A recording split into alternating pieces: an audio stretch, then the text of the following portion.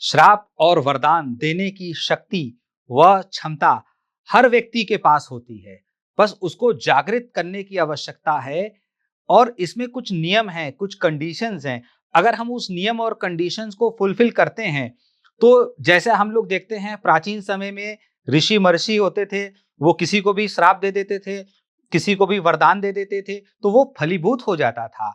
उसके लिए सबसे बड़ी जो आवश्यकता ये है कि पहले तो हम साधना करें और हमारे अंदर वो ऊर्जा होनी चाहिए। पहले जमाने के ऋषि महर्षि बहुत तपस्वी थे, वो तपस्या करते थे, उनके अंदर बहुत सारी पुण्य बल की शक्ति थी। तो जब वह श्राप देते थे, तो उनको भी पता था कि किसी को श्राप देने का अर्थ ये है कि अपनी जो संचित ऊर्जा है, शक्ति है, उसका ह्रास करना, यानी कि उसको कम करना। तो ऋषि महर्षि पुराने जमाने में बहुत सोच समझ के श्राप देते थे।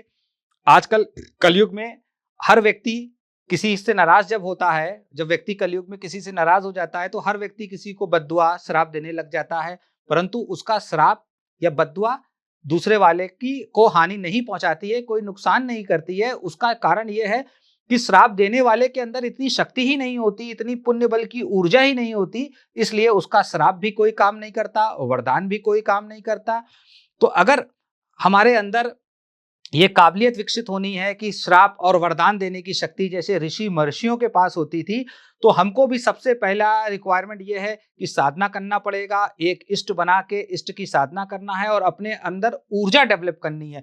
जब हम ऊर्जा डेवलप करेंगे, तब हम किसी को श्राप या वरदान दे सकते हैं। जैसे प्राचीन समय में ऋषि महर्षि अकारण किसी को श्राप नहीं देते थे, वह बहुत अवॉइड करते थे, क्योंकि उनको पता था कि श्राप देने से उनके अंदर ही शक्ति का ह्रास होगा, यानी कि उनके अंदर की ऊर्जा कम हो जाएगी। इसलिए वे अपने आप को संयमित रखते थे। श्राप का जो विज्ञान है, ये हमारे मन के विज्ञान पे चल रहा है। तो वरदान या श्राप एक ऊर्जा है।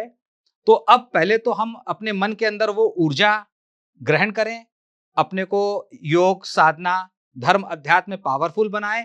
फिर आवश्यकता पड़ने में जब हम किसी को वरदान देंगे, तो हमारी ऊर्जा घट के सामने वाले के पास चली जाएगी। कभी कभी अध्यात्म के क्षेत्र में हम देखते हैं कि जो बड़े बड़े महर्षि होते हैं, साधु सन्यासी होते हैं, वो लोगों से मना करते हैं कि उनके पैर ना छुआ जाए। उसका कारण, जब व्यक्ति उनका पैर छुएगा, उनसे आशीर्वाद लेगा, तो उनका कुछ अंश सामने वाले के पास चला जाएगा। इसलिए जो श्राप और वरदान है, इसका विशेष महत्व है। हर आदमी अपने अंदर पुण्य बल की ऊर्जा संग्रहित करके इसको प्राप्त कर सकता है।